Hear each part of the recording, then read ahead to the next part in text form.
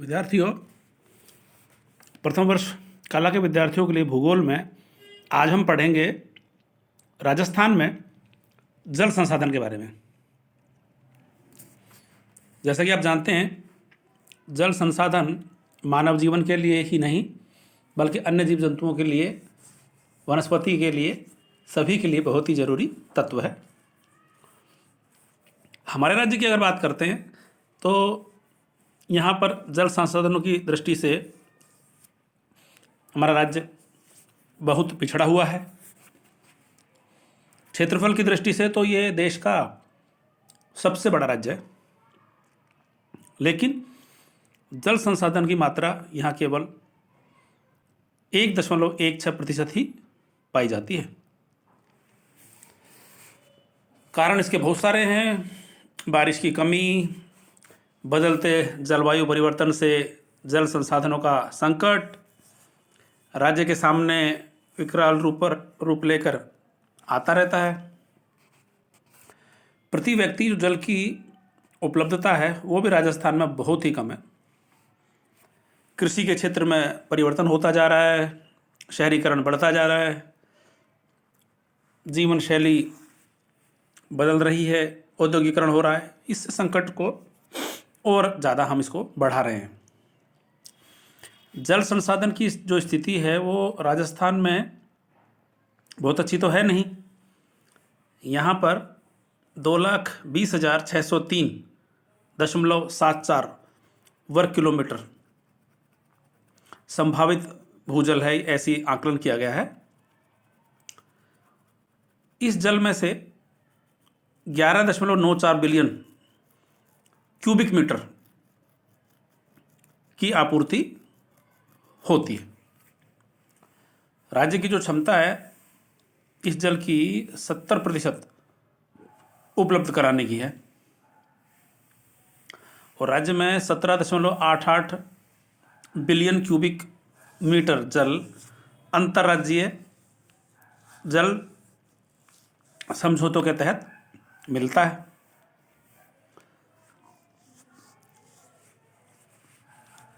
अब देखते हैं सतही जल के साथ साथ भूजल की स्थिति क्या है हमारे राज्य में।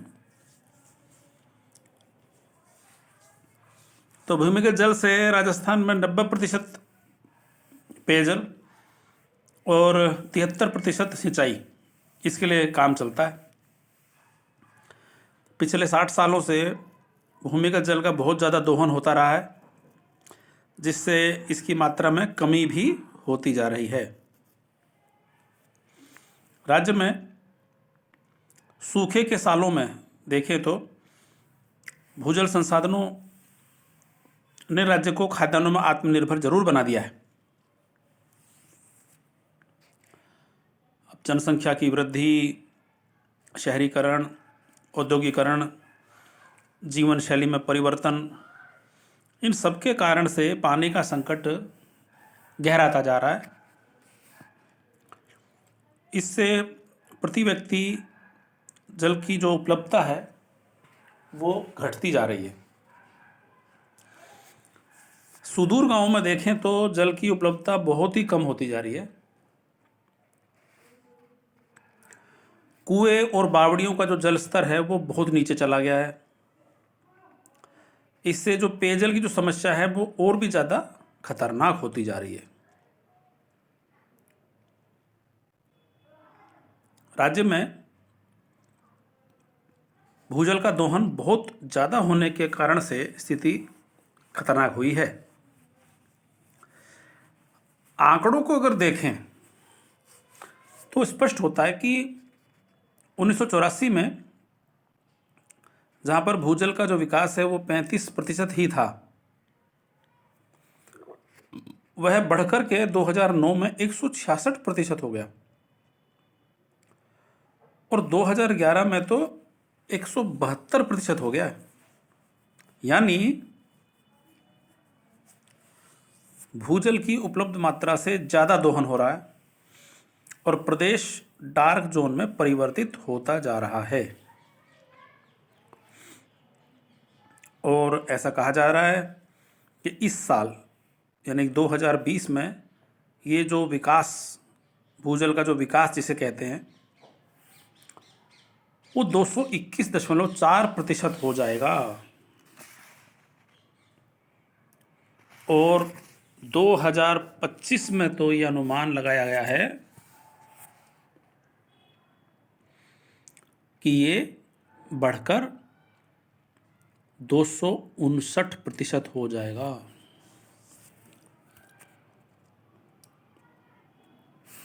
राज्य के 33 जिलों में भूमिगत जल का जो दोहन है वो 100% किया जा चुका है। तो इतने ही हमारे राज्य में जिले हैं, सभी जिलों में हो चुका है और भूजल की गंभीर स्थिति बनी हुई है।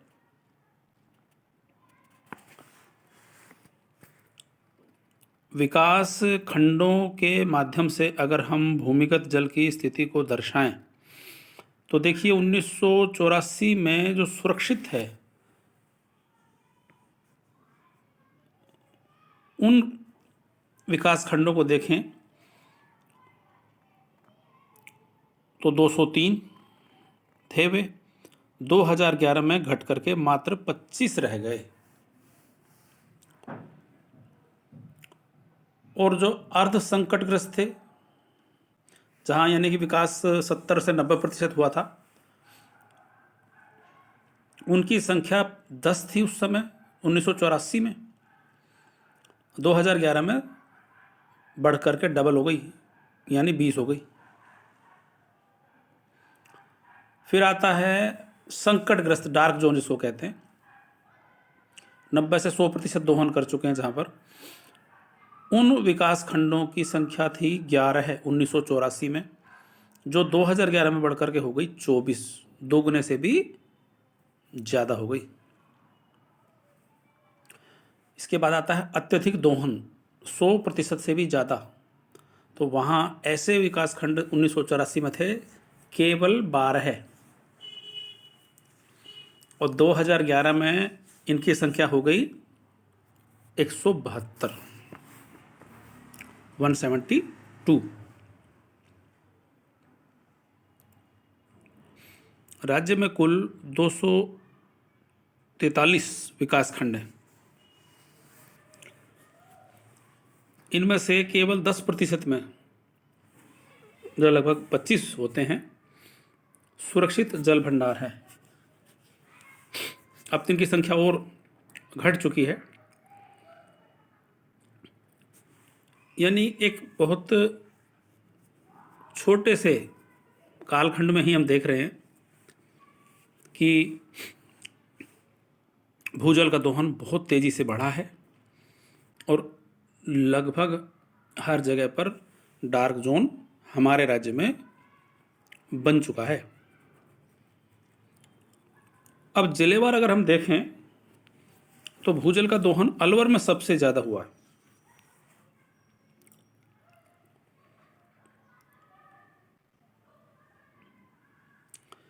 जयपुर में 12 विकास खंडों में, भीलवाड़ा में 11 विकास खंडों में, चित्तौड़गढ़ में 11 विकास खंडों में, नागौर में 9 विकास खंडों में, पाली में 7, राजसमंद में 7 और सीकर में 7। इसी तरह से हम देखें जिलेवार देखें तो अत्यधिक शोषण वाले जो, जहाँ दोहन इतना ज़्यादा हुआ बहुत ज़्यादा खतरनाक तरीके से, उसमें अजमेर में संख्या लगभग 8, अलवर में 14 है, ये 2011 के आंकड़े हैं। बांसवाड़ा में कोई नहीं। बांसवाड़ा इस मामले में अच्छी स्थिति में है क्योंकि बांसवाड़ा में बरसात भी ज़्यादा होती है और नदी नाले भी, इसी वजह से वनस्पति भी, हरियाली काफ़ी ज़्यादा है और इस वजह से वहाँ सुरक्षित विकास खंडों की संख्या सबसे ज़्यादा है। अत्यधिक शोषण में तो एक भी नहीं है और संकटग्रस्त में भी एक भी नहीं है, यानी बांसवाड़ा बहुत सेफ है इस मामले में। भीलवाड़ा बहुत गंभीर स्थिति में है, सबसे ज़्यादा दोहन किया गया है। सभी के सभी ब्लॉक जो हैं वे सारे अत्यधिक शोषण वाले में आ गए। इसी तरह चित्तौड़गढ़ बहुत खतरनाक स्थिति में।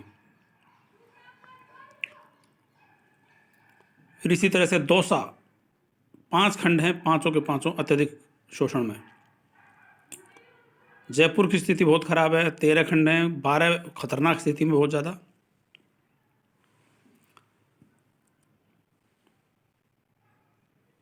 जैसलमेर की स्थिति अच्छी नहीं है, 3 में से 2 अत्यधिक शोषण में। झुंझुनू की बहुत खतरनाक हालत, 8 विकास खंड हैं, 8 के 8 अत्यधिक शोषण में। जोधपुर, प्रतापगढ़ 3 खतरनाक में है, टोटल है 5। इस प्रकार से हम देखते हैं कि लगभग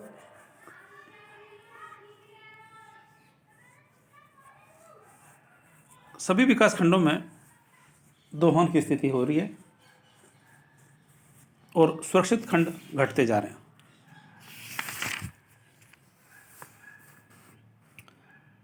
राजस्थान में 1998 के आंकड़े हैं, ये उपयोगी जो जल की मात्रा थी वो 12.602 बिलियन क्यूबिक मीटर थी और 2011 में घट गई और घट के बची है 11.94 बिलियन क्यूबिक मीटर।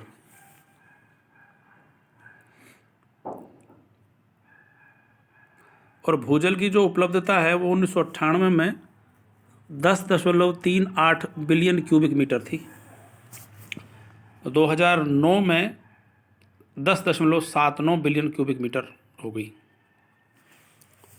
इस प्रकार के आंकड़े दर्शाते हैं कि राजस्थान में जल की स्थिति, इस संसाधन की स्थिति अच्छी नहीं है, बहुत खराब स्थिति यहाँ पर है। अब सतही जल की स्थिति देखते हैं। तो राजस्थान में बरसात की कमी है, अनियमितता यहाँ पर रहती है, असामयिक और खंड वृष्टि यहाँ होती है, तो यहाँ पर सतही जल की जो उपलब्धता है वो भी बहुत कम है। सतही जल का ज़्यादातर विस्तार तो दक्षिणी और दक्षिणी पूर्वी भाग में है, जहाँ पर चंबल और बनास नदियों का प्रवाह तंत्र है। पश्चिमी मध्य राजस्थान में सतही जल बहुत कम है, क्योंकि नदियों की संख्या यहाँ पर नगण्य है। अत्यधिक तापमान और कम आर्द्रता के कारण वाष्पीकरण सतही जल की मात्रा को और भी ज़्यादा घटा देता है। जलवायु परिवर्तन की स्थिति का अध्ययन स्पष्ट करता है कि लूणी नदी जो पश्चिमी राजस्थान के 60% क्षेत्र में फैली है, पानी की कमी से ग्रस्त है।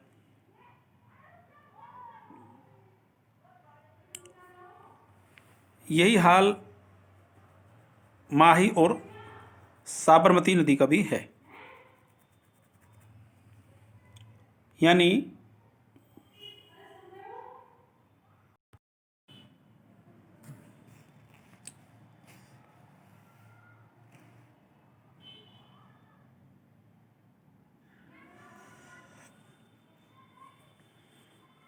बेसिन आधारित जो सतही जल है उसको देखते हैं तो सभी नदियों के बेसिन में 25,931 मिलियन क्यूबिक मीटर पानी है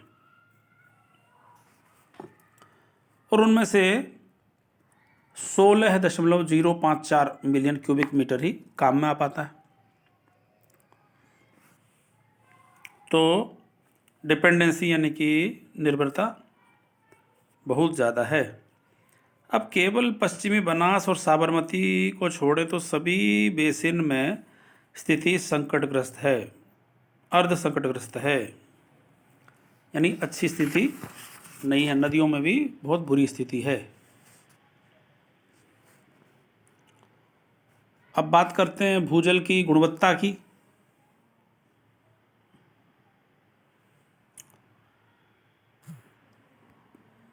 तो गुणवत्ता के स्तर पर भी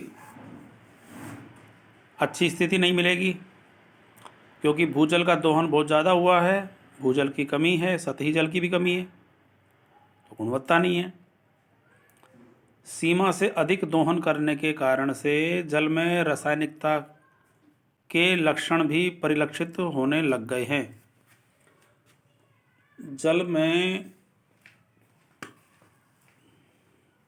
फ्लोराइड, नाइट्रेट, घुलनशील लवण, टीडीएस की मात्रा में निरंतर वृद्धि होती जा रही है, गुणवत्ता गिरती जा रही है, और इसका प्रभाव भी मानव स्वास्थ्य पर दिख रहा है। भूजल की गुणवत्ता में कमी तो ज़्यादातर टोंक, नागौर, चूरू, बाड़मेर, पाली, सिरोही, जालौर, राजसमंद में ज़्यादा है।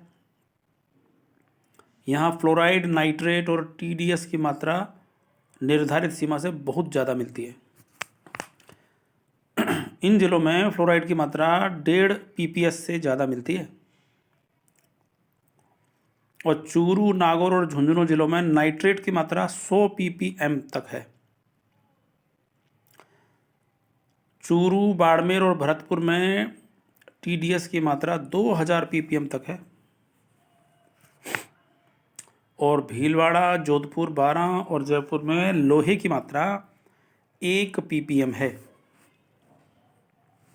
तो इससे हम देख सकते हैं कि जल की जो गुणवत्ता है वो भी हमारे पास अच्छी नहीं है। दरअसल बड़ा कारण यही है कि मात्रा की कमी है, और कमी होने के चलते ही उसकी गुणवत्ता में गिरावट समय के साथ आती है। फ्लोराइड की समस्या लगभग पूरे राज्य में है। कुबड़ेपन की दिक्कत आ जाती है, दांत खराब हो जाते हैं, और ऐसा लगता है कई बार कि उच्च फ्लोरोसिस के कारण राजस्थान एक कुबड़ा राज्य न बन जाए। फ्लोरोसिस के कारण दांत सड़ जाते हैं, छोटी उम्र के युवक भी वृद्ध नजर आने लग जाते हैं। और फ्लोराइड आप जानते हैं इसका स्रोत पानी ही है, हड्डियां भी कमज़ोर हो जाती हैं। ये हमारे राज्य में जल संसाधन की स्थिति है।